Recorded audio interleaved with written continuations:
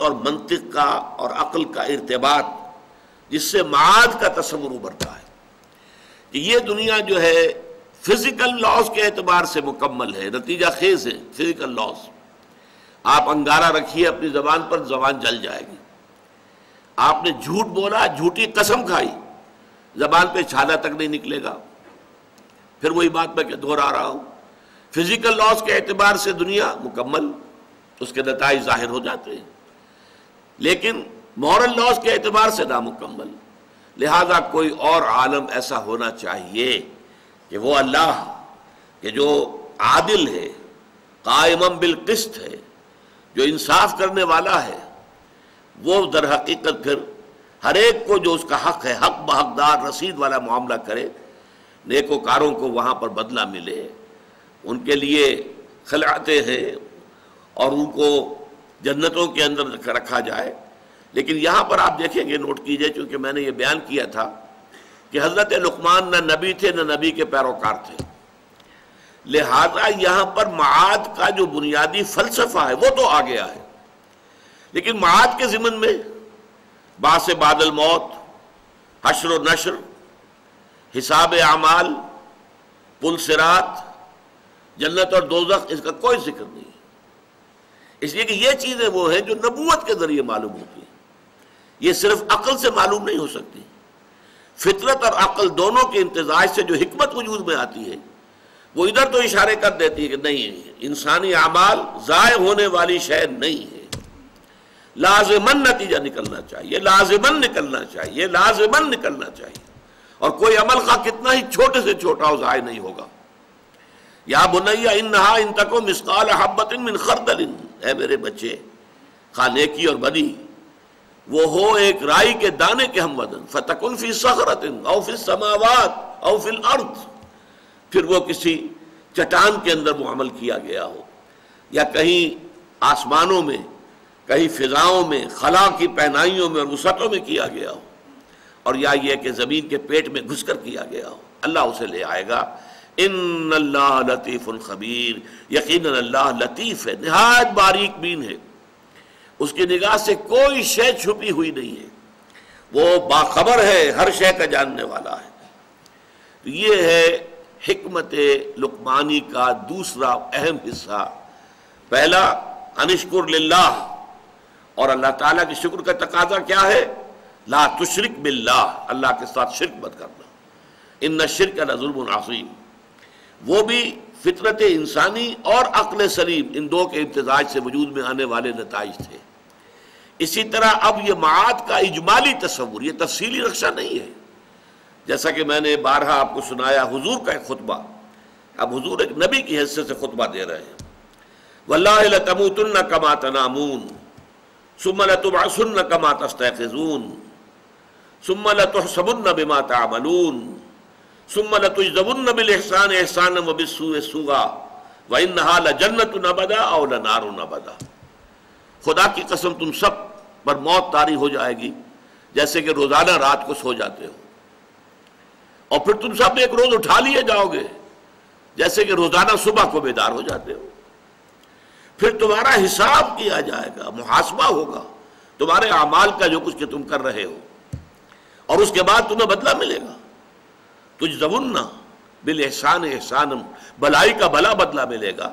وبالسوء سوءا، اور برائی کا برا بدلہ ملے گا. اور وہ بھلا بدلہ کیا ہے؟ وَإِنَّهَا لَجَنَّةٌ أَبَدًا، وہ جنت ہے ہمیشہ ہمیشہ کے لیے، او لَنَارٌ أَبَدًا، یا پھر جہنم ہے ہمیشہ ہمیشہ کے لیے. یہ تفاصیل جو ہیں یہ در حقیقت وحی کے ذریعے سے معلوم ہوتی ہے. یہ وحی کے ذریعے سے محمد الرسول اللہ صلی اللہ علیہ وسلم کے علم میں آئیں، اور محمد الرسول اللہ صلی اللہ علیہ وسلم نے لوگوں کو آگاہ کیا. محض حکمت کی بنیاد پر یہ تفاصیل علم میں نہیں آ سکتی، لیکن ایک بات موٹی جو اس کا اصل لب لباب ہے کہ انسانی اعمال ضائع ہونے والی شے نہیں ہے، ان کے نتائج نکل کر رہیں گے، اور چھوٹے سے چھوٹا عمل بھی ضائع نہیں ہوگا، خواہ وہ نیکی کا ہو خواہ بدی کا. وَمَنْ يَعْمَلْ مِثْقَالَ ذَرَّةٍ خَيْرًا يَرَهُ وَمَنْ يَعْمَلْ مِثْقَالَ ذَرَّةٍ شَرًّا يَرَهُ. اب آگے چلیے، یہ تو گویا کہ بحث ہو گئی سورہ والعصر میں جو ایمان کی بحث تھی. والعصر ان الانسان لفی خسر الا الذین آمنوا، اب ایمان میں یہاں ایمان باللہ اور توحید اس کا معاملہ آ گیا، ایمان بالمعاد اس کا تذکرہ ہو گیا، ایمان بالملائکہ، ایمان بالکتب، ایمان بالرسل اور انبیاء اس کا یہاں تذکرہ نہیں ہوگا، اس لیے کہ یہ نبی ہے ہی نہیں، بلکہ یہ تو ایک حکیم انسان ہے، دانا انسان ہے، اپنی فطرت سلیمہ کی رہنمائی میں عقل سلیم سے کام لے کر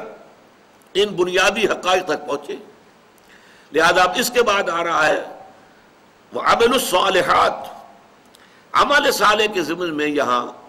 ایک بات تو ابھی اسی آیت کے اندر اگلی جو ہے آ رہی ہے، اس کے بعد دو باتیں جو ہیں اگلی دو آیات میں آئیں گی۔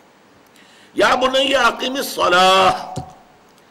اے میرے بچے نماز کو قائم رکھیو۔ اب یہاں نوٹ کر لیجئے کہ نماز سے مراد وہ نماز تو نہیں ہو سکتی کہ جو میں اور آپ پڑھتے ہیں، یہ نماز جو ہے یہ تو ہم نے محمد الرسول اللہ صلی اللہ علیہ وسلم سے سیکھی ہے۔ آپ سے پہلے حضرت موسیٰ علیہ السلام کی شریعت میں نماز کی کیا شکل تھی ہمیں پورے طور پر معلوم بھی نہیں ہے، ظاہر بات ہے یہ نہیں تھی کہ جو ہمیں عطا ہوئی ہے۔ صلو کما رأیتمونی اصلی، لوگوں نماز پڑھا کرو جیسا کہ مجھے دیکھتے ہو میں نماز پڑھتا ہوں۔ تو ہمارے لیے تو نماز یہ 5 نمازیں ہیں، یا کوئی اور اگر نفلی نمازیں پڑھنا چاہیں تو 2 یا 3 اور ہیں، لیکن یہ کہ صلاۃ کا اصل مفہوم کیا ہوگا یہاں پر، اس میں ہمیں لغت کی طرف جانا پڑے گا۔ صلاۃ لغت کے اعتبار سے 2 بنیادی مفہوم میں پر حاوی ہے یہ لفظ، ایک ایقاد النار، آگ جلانا، حرارت پیدا کرنا، اسی سے لفظ بنا ہے اصطلاح توئے کے ساتھ، ویسے باب افتعال ہے لیکن صاد کی مناسبت سے تا جو ہے وہ طا میں بدل گیا ہے، اصطلاح تاپنا۔ یہ آپ کو معلوم ہے کہ سورۃ النمل میں بھی اور سورۃ القصص میں بھی آیا ہے کہ حضرت موسیٰ علیہ السلام جب واپس آ رہے تھے مدین سے مصر کی طرف تو راستے میں آپ نے دیکھا کہ آگ ہے کہیں نظر آ رہی ہے، اور وہ رات بڑی سرد تھی بہت اور تاریکی تھی، اور وہ کہیں بھٹک بھی گئے تھے، راستہ بھول گئے تھے، تو انہوں نے اپنے اہل خانہ سے کہا، اہلیہ بھی تھی، 4 بچے بھی ساتھ تھے، ان کو لے کر جا رہے تھے واپس، کہ آپ یہاں رکیے، مجھے آگ نظر آئی ہے، انی آنست نارا لعلی آتوکم بہا بخبر او قبس، ہو سکتا ہے کہ میں تمہارے لیے وہاں سے کوئی انگارہ لے آؤں، کوئی چنگاری لے آؤں، لعلکم تصطلون، تاکہ تم تاپ سکو، حرارت حاصل کر سکو۔ تو ایقاد النار، آگ جلانا تاکہ حرارت حاصل کی جا سکے، گرمی حاصل کی جا سکے، یہ ایک بنیادی مفہوم ہے صلاح کا۔ دوسرا مفہوم ہے جس پر کہ اجماع ہے اہل لغت کا کہ صلاح کا لفظ آتا ہے دعا کے لیے، دعا اور مناجات اور تبریک اور تمجید، ان دونوں میں رشتہ کیا ہے کہ دعا کے ذریعے سے، اس لیے کہ صلاۃ ہماری جو ہے اس میں آپ کو معلوم ہے کہ اصل اس کا مرکزی جو جز ہے، بلکہ کئی جزء لا ينفک ہے، وہ سورہ فاتحہ ہے، وہ کیا ہے؟ دعا ہے۔ لا صلاۃ لمن لم یقرأ بفاتحۃ الکتاب، حضور نے فرمایا جس شخص نے سورہ فاتحہ کی تلاوت نہیں کی اس کی کوئی نماز نہیں ہوئی۔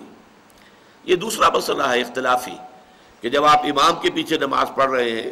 تو آیا آپ کو بھی پڑھنی چاہیے یا نہیں سورہ فاتحہ، یا امام کی قرأت ہی وہ آپ کے لیے بھی کفایت کر جائے گی، اس میں مختلف آراء ہیں،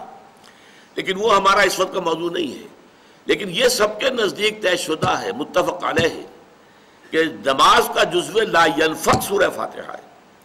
بلکہ ایک حدیث قدسی میں تو کہا گیا ہے کہ یہی اصل نماز ہے۔ حضرت ابو ہریرہ سے مسلم شریف میں روایت ہے کہ اللہ تعالیٰ فرماتے ہیں قسمت الصلاۃ بینی وعبدی نصفین، میں نے صلاۃ کو اپنے اور اپنے بندے کے درمیان آدھا آدھا تقسیم کر لیا ہے۔ اور اس کے بعد تفصیل آتی ہے، بندہ جب کہتا ہے الحمدللہ رب العالمین، اللہ فرماتے ہیں کہ میرے بندے نے میری ثنا کی، اثنا علیہ عبدی، اور جب بندہ کہتا ہے الرحمن الرحیم مجدنی عبدی، میرے بندے نے میری بزرگی بیان کی، اس طریقے سے گویا کہ ہر ٹکڑے کے ساتھ جواب آتا ہے۔ اور لیکن یہ کہ آخری حصہ جو ہے اہدنا الصراط المستقیم صراط الذین انعمت علیہم غیر المغضوب علیہم ولا الضالین، اللہ فرماتا ھذا لعبدی ولعبدی ما سأل، یہ میرے بندے کا حصہ ہے اور میں نے اپنے بندے کو دیا جو اس نے مانگا۔ تو قسمت الصلاۃ بینی و بین عبدی نصفین میں پھر پوری شرح جو ہے وہ سورہ فاتحہ کی، اور سورہ فاتحہ دعا ہے۔ تو صلاۃ کے یہ 2 مفہوم ہیں، ان کے درمیان ربط کیا ہے اس کو سمجھنا چاہیے۔ در حقیقت انسان کی روح